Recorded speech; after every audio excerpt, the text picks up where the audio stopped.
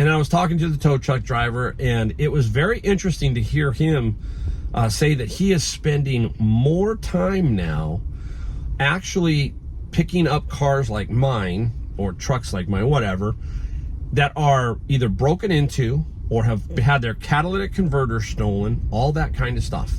He says the majority of his calls are that.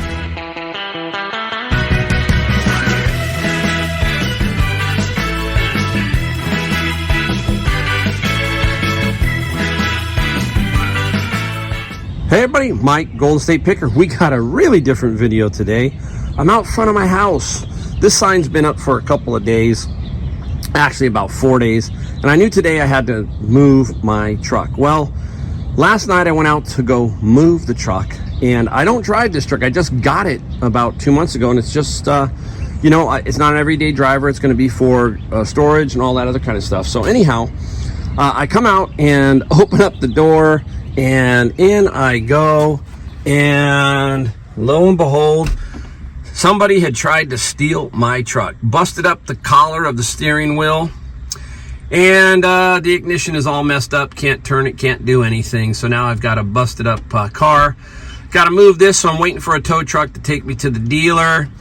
And matter of fact, there's the tow truck right now showing up. There he is. There he is. And took the battery out so they couldn't come back and steal me. So we'll talk about this in a little bit after we get this car on the tow truck. There it goes. All right, guys, that's how my night went and my morning went. And I thought I'm doing a different video from inside my car. I'm going to show you a few things that I found and talk about my car situation and stuff in California in general. So this is a little bit more of a video about where I live, how reselling can be difficult in this area. And I'm going to show you 3 things that I got. Stay tuned. There's something that's cool, okay? I mean, there's something I found that I really like. Well, anyhow, so basically I had the car towed, the truck towed to the local dealer, and they are going to obviously fix it. I just paid for that. I paid $7,000 for that about 2 months ago, and I'm using that truck for storage, lockers potential, that kind of stuff. Hauling dirt for my house. I want to do some landscaping this spring, and so it's a severe bummer. And there's nothing more of a violation of your space than somebody breaking into your home, breaking into your car, and it makes you feel weird. It makes you feel a little bit unsafe, so to speak. And that's the general feeling I had. And so I had to, you know, buck up. You got to focus your brain and say, okay, what can I do here? I was a little more under constraint because they were resurfacing the street, but it wasn't a complete resurface. They were just doing the manhole cover, so I was okay. And I was talking to the tow truck driver, and it was very interesting to hear him say that he is spending more time now actually picking up cars like mine, or trucks like mine, whatever, that are either broken into or have had their catalytic converter stolen, all that kind of stuff. He says the majority of his calls are that. Not tires broken, you know, accidents, there are those kind of things, but he's spending, he says, more and more of his time doing that. He spends more of his time doing what they call PD work, or police department work, where they're picking up cars that have been stolen, and the homeless people have taken them and dumped them basically in areas that they live in. And they're down ravines, they're in every kind of weird spot. And he's having to tow these things out, and it's just gotten out of control. So it's for me, it's tough. I can absorb the hit. I can absorb this. I do not want to absorb this hit. It's probably going to cost me at least $1,000. What's interesting is when I got to the dealer told me there was a $249 diagnostic fee. Okay. Wow, right? $240, and it's non-refundable, and it doesn't go against your balance. So, you know, like if it's $1,000, they waive the $249. No, the $249 is on top of the repairs. That's how crazy it's gotten. I don't know if it's the same in your areas as mine, but that's the thing about California. everything is gone up. Everything has gotten crazy. Everything is expensive. We are taxed heavily here, and I feel we don't get jack for our taxes, right? We have a yo-yo economy here and a yo-yo budget. It's up, down, up, down. We have a surplus, and then what happened to the surplus? I don't know how we go from a $3 or $4 billion surplus to a negative surplus. And I mean, it just up and disappears. So you can see that I have this frustration living here, and my wife and I, we just don't know where to move yet. But this is another nail in the coffin of my last days here in California. I just don't know where I'll end up, but I'm almost 100% sure that eventually I'm gonna go. This is the frustrating thing too. You would think that the state would like people like us. We pay our taxes, we do a lot for the community, all that kind of stuff, but we are fleeing. We are leaving California. This is the wind. It is extremely windy today, so wow. Okay, but anyhow, people like us are leaving. We're going to Texas and Florida, and we're fleeing just the overall malaise that California has become. I can tell you 30 years ago, I loved it here. You would have told me 30 years ago, I said, I'm not leaving here. This is paradise. Absolutely fabulous weather, even though today's a little windy. No humidity, nice summers, usually nice winters, all that kind of stuff. But in every decade has gotten worse. It hasn't gotten any better. The fees that we pay on stuff, the homelessness is out of control. Unless you live here, you just don't know how bad it is. And that is creating a lot of problems, and nobody knows how to handle it. I hate to say it, folks, but there is no way to handle it unless you just have enforcement, period. You're going to have to enforce. And if you don't enforce, nothing's going to change. Nothing's going to change. So my days here in California are becoming shorter. I don't know where we'll end up, but I'm pretty sure with my wife and the way she really loves the grandkids and is so far away from them that eventually we're going to have to make a move. Just for that reason. But I'm going to miss a lot of things about California when I do move. They say that, believe it or not, that when you retire, 80% of the people who retire still retire in the area that they're in. It's very difficult to leave.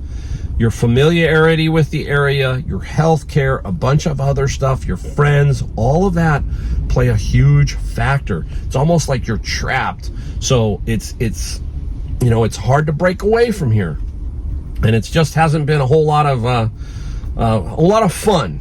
I have seen everything in California too. I have seen Yosemite. I have seen Disneyland. I have seen the deserts. I have seen it all.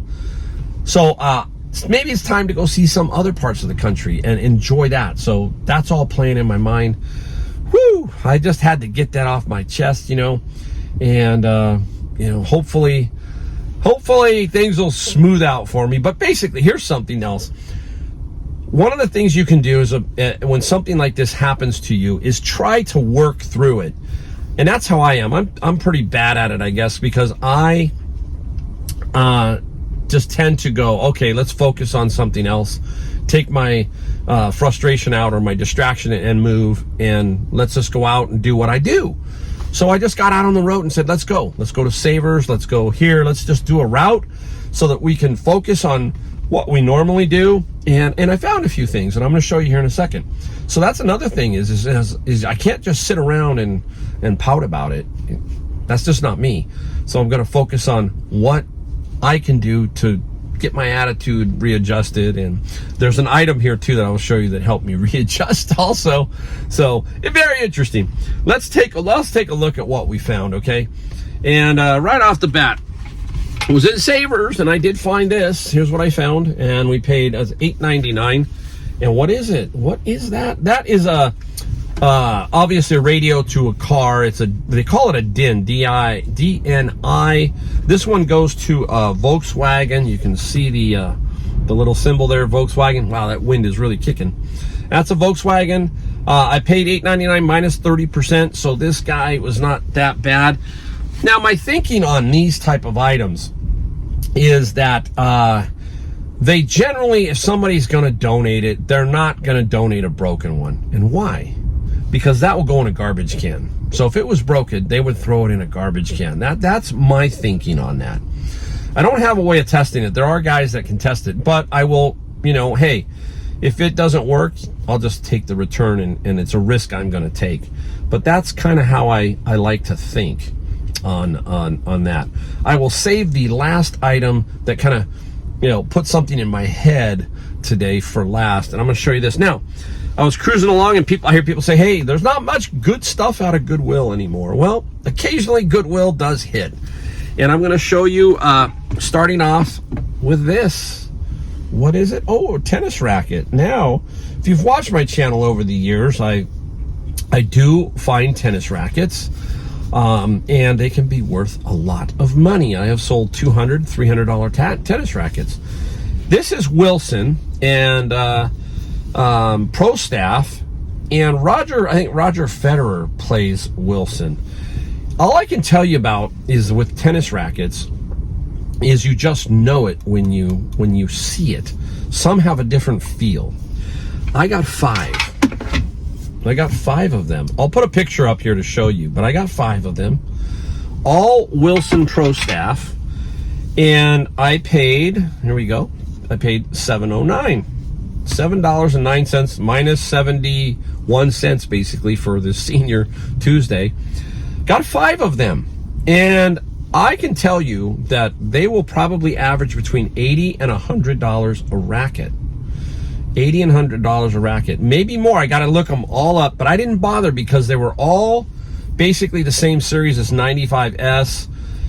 Now, again, how I think. The person who plays one that is expensive, he's not going to be cheapy down here. These were all 5 there. Obviously, it's a tennis player. That's my thinking. He likes a nice tennis racket, and it shows. It shows. All I can tell you is that you will basically know when you see certain ones. You got to look them up for a while, and then you get it. The big key here is you're going to have to get the grip size right. And right there's the grip size, 4 5/8. This one is the only one that's 4 5/8. The other 4 are 4 1/2. So you need to make sure that you're going to get that question if you don't put that in your ad.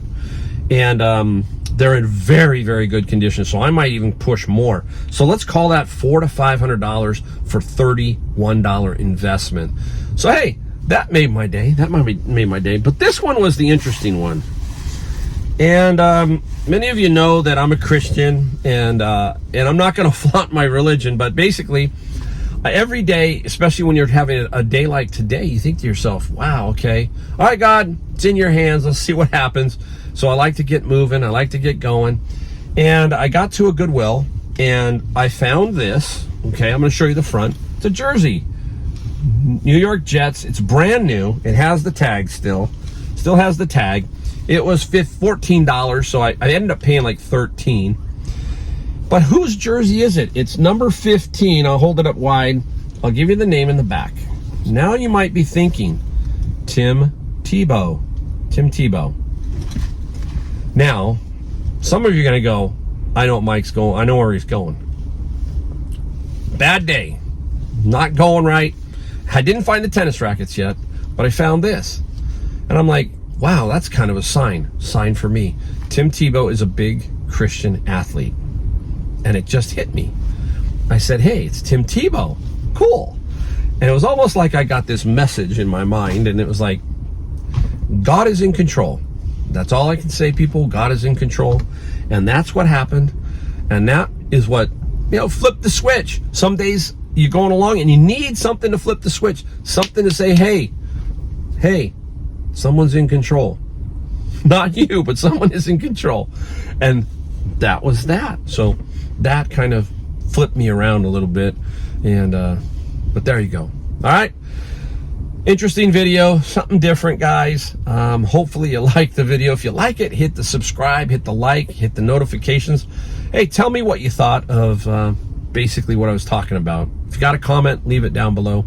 And I will see you in the next video. Thanks, guys.